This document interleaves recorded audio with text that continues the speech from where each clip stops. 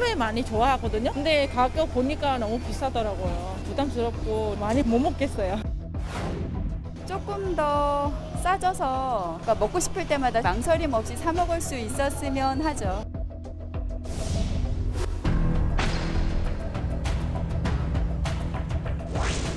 지금 경제가 굉장히 어렵습니다. 제일 문제가 이제 물가고. 물가 현재 조치 말씀하셨었는데요. 정부가 할 수 있는 이런 조치들을 다 취하려고 하고 있습니다.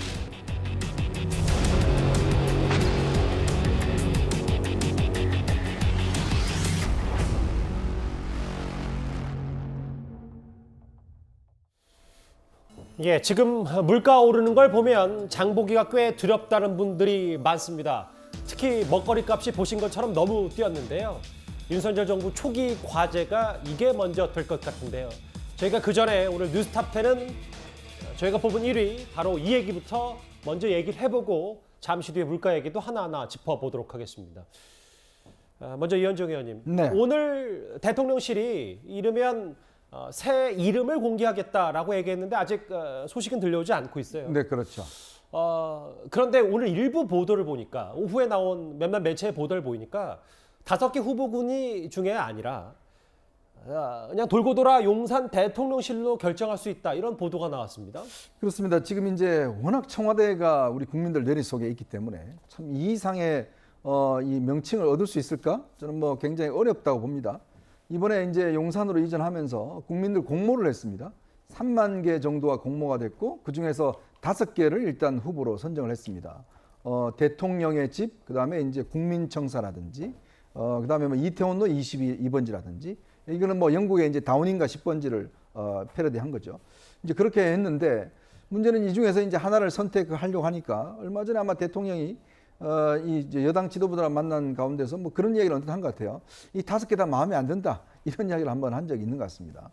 워낙 이제 국민 내리 속에 있다 보니까 그 어느 하나도 선뜻 이게 눈에 들어오지 않고 저도 사실은 이 5개가 좀 다 마음에 안 들어서 제가 원래 대통령실로 했으면 좋겠다라고 아마 저번에 답변에서 이야기를 했는데요. 지금 일단 뭐 이 대통령실이 곧 발표를 할 것 같은데 아마 지금 들려오는 소식은 용산 대통령실이 이룩한 거 아닌가 하는 이야기가 나오고 있습니다. 왜냐하면 아무래도 국민의 집이라고 이야기를 하면 이 국민의 당하고 뭔가 좀 연상이 되잖아요. 예. 이게 사실은 대통령 집무실이 여야 정파를 떠나서 누구에게나 중립적으로 불려질 수 있는 이름이 좋거든요. 근데 참 이름 찾기가 쉽지 않은 것 같아요.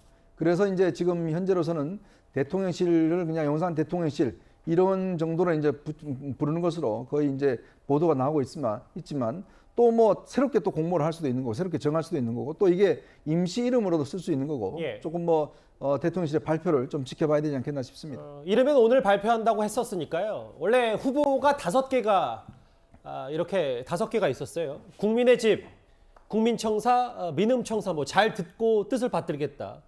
바른누리, 이태원로 22. 그런데 이 후보군이 아니라 용산 대통령실 뭐 그 이름을 그대로 쓸 수도 있다. 한번 앞에 화면을 좀 볼까요? 실제로 13년 동안은 이승만 정권 시절에는 경무대라고 불렸고 거의 60년 넘게 청와대라는 이름 때문에 이제 많이 대통령실 우리나라 권력 핵심을 청와대로 불렀었는데 서영주 대변인 네. 뭐 용산 대통령실 뭐 직관적이기도 하고 혹은 뭐 뜻이 또 불분명하다는 얘기도 있습니다만 뭐 이 부분에 대해서 어떻게 좀 평가를 하시겠어요? 지금 윤석열 정부가 들어서고 나서 지금 용산 이전으로 한 달을 넘게 몸살을 하고 있고요. 이름 가지고도 지금 한 달 넘게 못 정하고 있잖아요. 그 이름이 중요합니까? 저는 그렇게 생각이 되거든요. 그러니까 용산 대통령실은 용산대 정도 되겠죠. 그러니까 불리는 이름들이 용산으로 이전했기 때문에 이미 청와대는 떠났다고 하는 생각이 들고요. 예. 이렇게 고민할 시간이 있으면 아까 이제 앵커님께도 말씀했지만 초반에 민생 물가 지금 심각하지 않습니까? 예. 40일 동안 용산의 대통령 집무실로 옮기고 나서 집무실 이름 가지고 고민할 시간에 민생 경제 문제에 대해서 대책회의라도 한번 했는지 저는 그런 부분들이 되게 아쉽습니다. 대책회의는 똑바로 하고 공모는 또 공모대로 그러니까 하고요. 이런 부분들은 예. 여기에서 이런 에너지를 소비할 시간에 용산 대통령실이 좋지 않습니까? 그냥 평범한 이름으로 해서 대통령실 하든지 말한 대로 용산대 하든지 그렇게 해서 빨리 어떤 그런 이름을 가지고 예. 뭔가 청와대에서 이전했다는 거를 지금 국민들한테 다 알리기 위해서 지금 한 40일을 지금 몸살을 앓고 있는데요. 이제 좀 빨리 마무리했으면 좋겠습니다. 이름은 뭐가 됐든 간에 국민들도 그게 크게 신경 쓸 것 같지는 않습니다. 또 명칭, 형식의 내용을 규정한다고 해서 이름이 주는 의미도 있을 테고 어쨌든 용산 대통령실이라는 이름에 대해서는 네. 서 대변인 스스로도 개인적으로도 뭐 나쁜 평가는 아니라 뭐 이렇게 그렇습니다. 생각을 하시는 거죠. 예. 예. 용산 대통령실 그냥 직설적으로 이렇게 부를 수 있다라는 얘기가 나왔으니까 대통령실에서 오늘 오후 혹은 내일이라도 이 집무실이 좀 얘기하면 저희가 바로 얘기를 좀 해보겠습니다. 다음 화면을 볼까요? 저 최명무 의원님. 지금 사실 대통령 집무실 이름 말고도 외교부 장관 공간에 이제 새 관저를 짓고 있는데 이것도 거의 리모델링이 마무리돼서 입주가 임박했다는 얘기도 좀 있습니다. 그렇죠. 원래 7월 달에 입주를 한다고 지금 목표를 정해놓고 있는 것으로 보이니까 그렇게 된다면 역산하면 사실은 이번 주 내로 대략 마무리가 돼야 되지 않겠습니까? 그래야 이제 이사하고 그러다 보면 이제 7월 초부터 입주가 가능한데 지금 뭐 그 진척도를 보면 7월 초 입주가 가능하다 이런 보도들이 많이 나오고 있습니다. 그러면 뭐 리모델링 공사가 거의 끝나간다는 얘기인데 뭐 총 우리가 이제 그 기존 개념으로 따지면 한 420평 정도가 되고요. 그 중에 이제 주거 공간이 160평, 그 다음에 업무동이 대략 한 260평 정도 된다고 하고요. 이게 이제 과거 그 청와대에 있던 대통령 관저하고 비교를 하면 뭐 대략 한 절반 규모 정도 된다고 합니다. 근데 원래 저 외교부 장관 공간 터가 상당히 넓습니다. 그런 점에서 본다면 그 뭐 리모델링하고 들어가는 거 이게 이제 여러 가지 뭐 상당히 기술적인 측면만 남는 것 아닌가. 그러면 대략 뭐 오늘 화요일이니까 이번 주 내로 공사 마무리하고 아마 들어가게 될 것으로 예상이 됩니다. 예. 일단 집무실 새 이름도 새 관저 입주도 마무리가 되면 윤석열 정부의 뼈대가 이제서 좀 갖춘 셈이 될 텐데요. 그런데 앞서 저희가 잠깐 제가 얘기를 했습니다만 윤석열 대통령은 이제 물가 대응을 못하면 국정 초반 동력이 떨어질 수 있다고 생각하는 듯합니다. 물가 얘기가 이제 조심스럽게 더 나오고 있는데요. 야당의 비판 목소리도 함께 들어보겠습니다. 물가 문제는 저희가 좀 세부적으로 관리를 좀 해야 되고 지금 저 영세 자영업자들 숨이 넘어갑니다. 그걸 먼저 생각해야죠. 그래서 일단은 물가가 공급 사이드에서 물가 상승 요인이 나오는 거기 때문에 공급 사이드에서 우리가 정부가 할 수 있는 이런 조치들을 다 취하려고 하고 있습니다. 코스피가 폭락했습니다. 코스닥까지 합치면 한국 증시에서 88조 원이 날아갔습니다. 천만 개미들이 피눈물을 흘리고 있는데 윤석열 정부는 속수무책입니다. 윤석열 정부의 경제 정책에 대한 총체적 무능과 무책임을 드러낸 것입니다. 국민의힘은 민생은커녕 당내 문제에 몰두하느라 여당인지 야당인지도 망각한 것 같습니다. 원래 월급 빼고 다 오른다는 게 물가지만 오르긴 올라도 너무 올랐다. 그래서 지난달 기준으로 소비자 물가가 5%포인트 가까이 올랐고 코스피도 떨어졌고 정부가 할 수 있는 조치를 다 취하겠다. 그래서 기름값도 추가로 올리지 않겠고 공공요금도 좀 동결시키겠다라는 게 윤석열 정부의 보관인 것 같은데 근데 임세현 대변인님 보니까 야당에서는 이게 다 윤석열 정부의 무능 때문이라고 얘기를 하고 있어요. 어떤 근거로 그 얘기를 하는 겁니까? 일단은 그 윤석열 대통령께서 선제 조치를 하겠다고 했는데 지금 선제 조치를 하기에는 시기가 너무 늦었습니다. 사실상은 이제 후행 조치라고 볼 수가 있고요. 예. 물가 상승에 대한 이런 여러 가지 신호는 윤석열 정부 시작 전 인수위원회부터 여러 가지 신호가 꾸준히 왔었습니다. 일단은 금리 자체가 미국부터 시작해서 이른바 보통 0.25% 정도로 올리는 게 기본인데 갑자기 0.5% 정도로 빅점프를 하지 않았습니까? 예. 이 부분에부터 이제 여러 전문가들이 우리나라의 금리 상승기와 맞물려서 이제 돈을 많이 시중에 풀었기 때문에 이런 물가 상승에 대한 우려들을 지속적으로 표명해 왔습니다. 하지만 인수위원회에서는 아까 지금 무슨 용산 집무실이 뭐니 하는 이런 문제들로 인해서 이러한 경제적인 현안과 민생 문제에 대한 관심을 거의 갖지 않았습니다. 그래서 인수위원회에서 기존에 있었던 문재인 정부와 함께 고민해야 될 지점에 대한 부분을 고려를 하지 않고 그 부분을 놓쳤다 이렇게 판단을 하고 있고요. 예. 물론 지금 정권 이야기이고 그리고 물가를 관리하는 총체적 책임이었던 한국은행이 총재가 다시 선임되면서 이제 여러 가지로 이제 이렇게 박자가 조금 덜 맞을 수는 있었을 것 같습니다만 지금은 또 이제 우리나라에 국한된 문제만은 아닙니다. 왜냐하면 지금 글로벌하게 지금 미국 같은 경우는 약 그 물가 상승률 9%에 이르고 있기 때문에 금리나 물가는 사실 전 세계적인 추세긴 합니다. 네, 맞습니다. 그건 당연히 이건 전문가들이 그동안 이야기했던 것이 이제 코로나 때 이제 양적 완화로 돈을 많이 풀었기 때문에 물가 상승은 조금 예상된 것이 있었습니다만 보통은 물가 상승할 때 저희가 무엇으로 관리를 합니까? 보통 통화 정책으로 관리를 하지 않습니까? 알겠습니다. 예. 네. 근데 그러다 보면은 금리 인상이나 이런 부분을 쓸 수 있는데 지금 공급 같은 그 세계적인 공급 부족 현상으로 이런 부분이 맞물리다 보니까 지금 대통령께서 한가하게 팝콘 드실 때가 아니라 경제 수장들 계속 많아져서 전체적인 고민을 하셔야 되는 시점이라고 생각합니다. 대통령이 한가하게 팝콘 먹을 때가 아니다. 혹은 앞서 자막에도 잠깐 나갔는데 우상호 비대위원장도 지금 청년들은 라면 새끼로 끼니를 때우는데 대통령이 너무 편안한 거 아니냐. 코스피 88조가 날아갔고 지금 경제정책 대응이 하나도 안 되는 게 윤 정부의 무능이다라고 야당이 평가하는데 이현정 의원님은 어떻게 받아들이시겠어요? 글쎄요. 5년 동안 그런 문재인 대통령은 아무 잘못이 없고 지금 한 달 된 윤석열 정부가 다 이 책임이 있다? 좀 너무한 평가 아니겠습니까? 그리고 정권 인수위한 게 다들 보셨겠지만 이 용산 이전 문제도 결국은 협조를 안 해줘서 마지막에 겨우겨우 했습니다. 또 인사 문제도 마찬가지죠. 이 윤석열 정부가 뭔가 인수위 차원에서 협의를 해서 해야 된다고 했지만 결국 또 문재인 정부에서는 자기들이 한윤 총재 지명하겠다라고 해서 결국 또 충돌을 빚어진 바 있지 않겠습니까?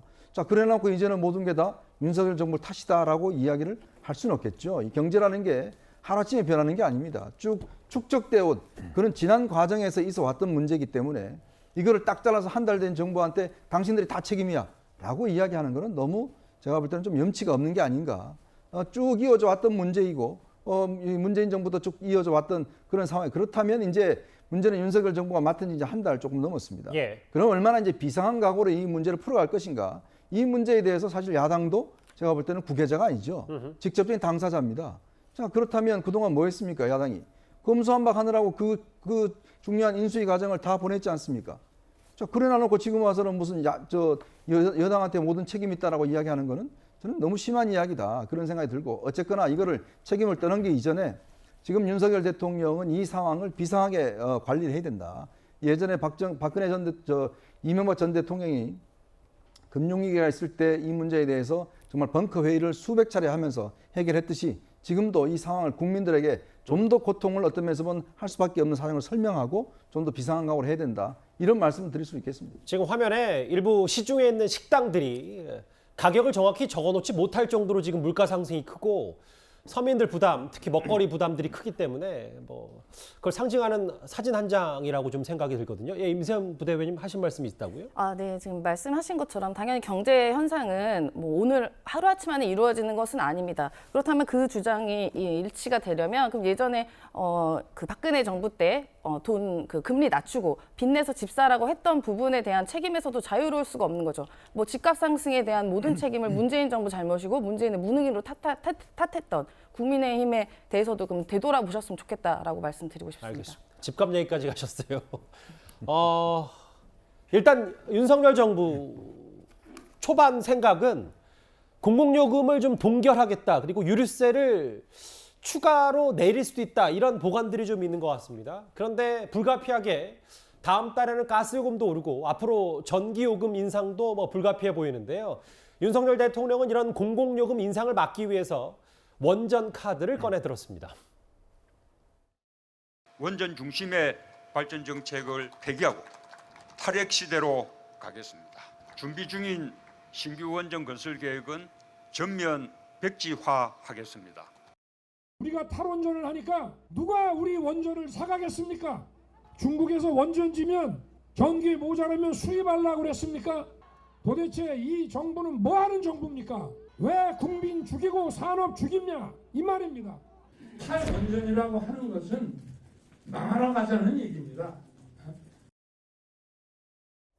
원전 얘기를 지난 대선 기간 때도 꽤 많이 했었는데 오늘 중앙일보 보도에 따르면 윤 대통령이 측근들에게 이런 말을 한 것 같더라고요. 물가 상승 상황에서 전기요금 올리는 게 국민들께 미안한 일이지 않나. 한전의 적자는 계속 커지고 있어서 전기요금을 올려야 된다고 불가피한 측면이 있다.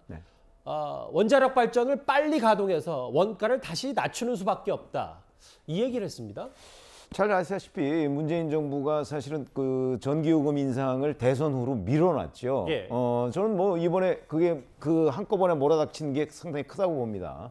물론 지금 그 윤석열 대통령은 뭐 탈원전 문제를 이제 원점으로 돌려놓고 그다음에 원전 가동을 늘려서 뭐 전기요금을 낮추겠다 이렇게 얘기를 하고 있지만 저것도 사실은 뭐 며칠 사이에 이루어질 수 있는 일은 아니거든요. 그것도 상당한 정도의 시간이 걸린다. 그래서 임시 응급 처방이라도 지금 내놔야 될 그런 상황이긴 합니다. 더군다나 거기에 지금 뭐 유가까지 지금 그 치솟고 있고 오늘도 보니까 뭐 바이든 미국 대통령도 이 유가에 대해서 뭐 어떻게 대책이 없다 그래서 한숨을 쉬었다 이런 보도도 나오던데 이게 전 세계적인 추세다라는 관점에서 본다면 지금은 뭐 우리나라가 다른 나라들 어떤 글로벌한 그 여러 가지 경제 상황에서 동떨어져서 우리만 무슨 대책을 세울 수는 없는 거죠. 예. 그러다 보면 이런 그 전 세계적인 어떤 위기 이거에 뭐 외국은 외국과의 어떤 공동적인 그 대책 마련도 해야 될 것이고 우리는 우리 나름대로 또 비상 대책이라도 일단 마련을 해야 되는데 지금 뭐 윤 대통령이 이제 그 오늘부터 위기감 얘기를 자꾸 강조하고 있으니까 지금 이제 뭐 기재부나 뭐 이런 데를 중심으로 해서 아마 곧 그 어떤 대책이 나오지 않을까 이렇게 생각을 합니다. 예. 전기값 올라가면 또 서민들에게 물가 못지않게 큰 부담이 될 텐데 이게 문재인 정부에서 억눌렀다가 이걸 굳이 윤석열 정부에서 뒤집어 쓰는 거 아니냐. 여당에서 이렇게 생각을 하고 있거든요. 일단 이제 전기가스요금 부분들을 억눌렀다는 부분들은 동결시킨 부분이죠. 근데 이제 이 공공요금 인상 부분들, 그러니까 코로나19라는 어떤 세계적인 팬데믹 현상 때문에요. 2년 동안 물가를 좀 눌러놓은 게 있어요. 예. 그래서 문재인 정부에서 최대한 방역과 경제 두 축을 가면서 그 물가 부분에서 서민들한테 직접적인 영향을 끼칠 수 있는 전기요금에 대해서는 굉장히 심하게 좀 눌러놓은 부분이 있습니다. 근데 지금 보면은요. 저는 윤석열 정부가 이제 문재인 정부 탓하는 부분들은요, 그건 옳지 않고 저희도 윤석열 정부를 탓하는 게 아니라 태도에 대해서 얘기를 하는 겁니다. 물가는 구조적인 문제이기 때문에 누구 탓을 할 필요는 없어요. 예. 그렇지 않겠습니까? 그런데 지금 보면은 물가를 좀 장기적으로 생각하면서 대응을 해야 됨에도 불구하고 윤석열 정부가 인수위 때 들어와서 그 대책을 못 세고 이제 와서 왜 갑자기 벼락치기처럼 하느냐. 특히 전기요금 자체도 공부를 좀 더 하셔야 될 것 같아요. 그러니까 원전을 지금 가동을 해야 된다. 가동을 하면 전기요금을 낮출 수 있다라고 주장을 하시는데 예. 그건 실현 불가능합니다.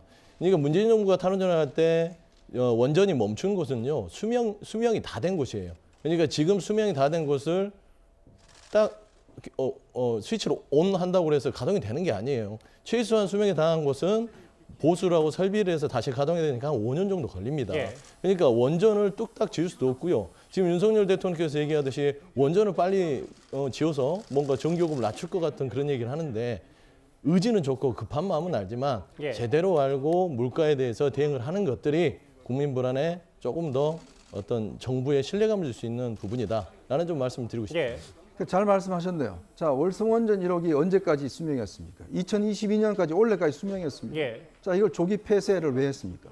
7천억을 들여서 2022년까지 연장을 해놓은 거예요.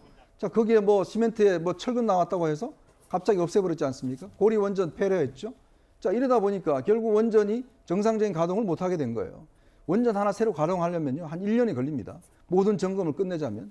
그러니까 이런 어떤 미스매치가 생겨버린 거예요. 더군다나 이렇게 원전 가동이 줄어드니까 뭐냐? 그다음에 이제 이 뭐 친환경 한다 그러면 석탄 발전을 많이 줄였습니다. 예. 그럼 뭘 했습니까? LNG로 발전을 했어요. LNG 가격이 지금 폭등하고 있습니다.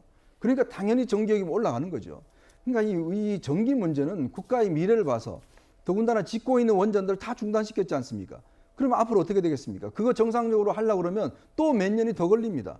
바로 이런 부분을 지적하는 거예요. 예. 즉 장기적인 계획이 아니라 왜 2022년까지 버젓이 연장해 놓은 걸 갖다가 갑작스럽게 폐로를 하는 바람에 그게 지금 정상 가동하려면 또 시간이 걸리잖아요. 예. 바로 그 문제를 지적을 하는 겁니다. 제가 말씀드리면 그 원전 1호기 하나 가동한다고 해서 전기요금이 갑자기 내려가지도 않아요. 그러니까 전체적으로 탈원전의 부분이 전기요금에 대해서 어떻게 영향을 미치는지에 대해서는 새로운 정부가 들어서면 탈원전을 안 하겠다고 하지 않습니까? 그래도 전문가들은 이제 탈원전 기조가 전기값에 미치는 영향이 적지 않다. 이게 적지 대책의 않다라고 시가 했지 아닙니까? 그게 예. 지대하다고 보지는 않는 것이고요. 예. 그다음에 문재인 정부에서도 60년을 보고 탈원전을 하기로 정책을 세워놨던 거지 예. 지금 있던 걸 다 부수고 멈췄던 건 아니다라는 부분들은 사실 확인해야 될 것 같습니다. 알겠습니다. 어찌됐건 지금 윤석열 정부의 초기 국정 동력은 지금 물가 대응에 달려 있는데 대통령도 지금 모든 조치를 다 취하겠다 이렇게 얘기를 좀 하고 있습니다.